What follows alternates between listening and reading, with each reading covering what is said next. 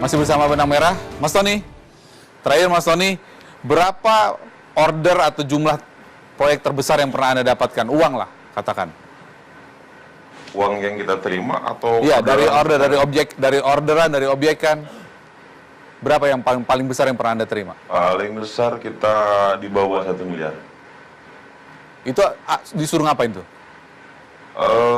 Itu justru titipan dari salah satu kepala daerah yang mungkin merasa jerak, merasa ngeri, dan merasa risih karena tingkah laku kita yang mungkin selalu melakukan aksi pergerakan yang frontal terhadap kinerja kepala daerah tersebut.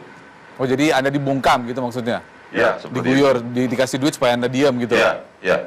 Kalau meneror warga, masyarakat, pernah? Kalau meneror secara langsung sih kita tidak pernah melakukan seperti itu, tidak pernah. Kalau meneror. Pengusaha misalnya dudukin lahan, kebun.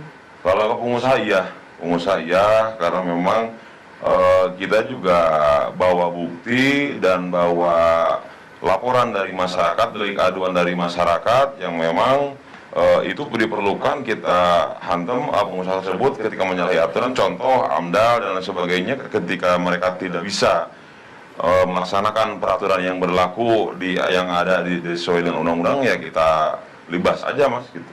Baik, terakhir apa yang harus dilakukan atau Anda punya tips apalah supaya kita tidak jadi korban Anda dan teman-teman nih?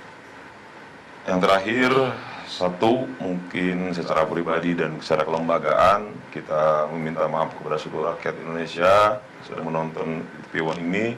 Dan yang kedua, kita harapkan mari kita bangun Indonesia ini dengan adanya Ormas, LSM, dan gerakan-gerakan yang lain sesuai dengan anggaran dasar, anggaran rumah tangga, dan sesuai tujuan kita untuk membangun negara Republik Indonesia ini yang bersih, yang adil, dan sejahtera untuk masyarakat, kesejahteraan seluruh rakyat Indonesia, saya kira. Tapi bagaimana itu bisa dilakukan kalau kemudian ada cara-caranya seperti tadi? Saya kira bisa, mungkin tinggal pemerintah merangkul, memasih arahan dan sebagainya. Ketika mendirikan sebuah LSM atau ormas, jangan dipermudah, dalam artian berikanlah pengarahan-pengarahan yang sekiranya memberikan sumber daya manusia sehingga tidak menyimpang dari aturan-aturan yang berlaku yang ada. Baik. Terakhir, Mas Adi, sebelum ditutup Pak Budi.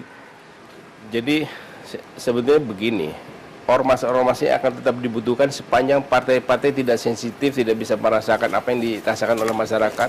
DPR juga tidak sensitif, aparat hukum juga tidak sensitif, misalnya tidak memperlakukan setiap orang sama di hadapan undang-undang. Ormas ini penting, menjadi penting untuk bagian jadi dikontrol. Karena di negara-negara yang sudah stabil seluruhnya, itu biasanya ormas hampir nggak ada, kecuali organisasi profesi ya, hanya itu aja yang ada. Nah, jadi untuk mengimbangi keadaan masyarakat ini, justru orang-orang partai harus menyadari itu juga, teman-teman di DPR juga memahami itu, dan juga kepolisian, karena matinya hukum, kalau hukum mulai bermasalah, ini akan muncul ormas-ormas semacam ini. Nah, ini yang penting.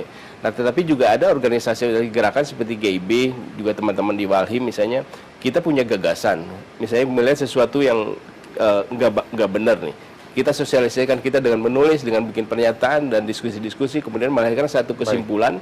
Setelah kesimpulan ini kita sosialisasikan, siapa yang mau ikut gerakan ini, monggo. Dan biasanya ini lebih menarik, dan masyarakat juga bisa ikut terlibat. Contoh misalnya soal penegakan hukum terhadap Ahok, itu kan juga dari sosialisasi ini ada hukum yang tidak jalan kecuali kita ikut bergerak mengingatkan aparat hukum. Atau misalnya ketika dulu saya di Komite Bank Indonesia soal kenaikan harga BBM, ini nggak masuk akal, kita sosialisasikan, kita ngajak teman-teman yang lain clear. Nah, yang menariknya adalah setiap kalau gerakan yang dilandasi oleh moral, biasanya kita lebih kuat, bahkan kita bisa berhadapan dengan organisasi preman, dan biasanya mereka lebih memilih mengalah dibandingkan menghadapi kekuatan moral ini. Singkat terakhir Pak Budi.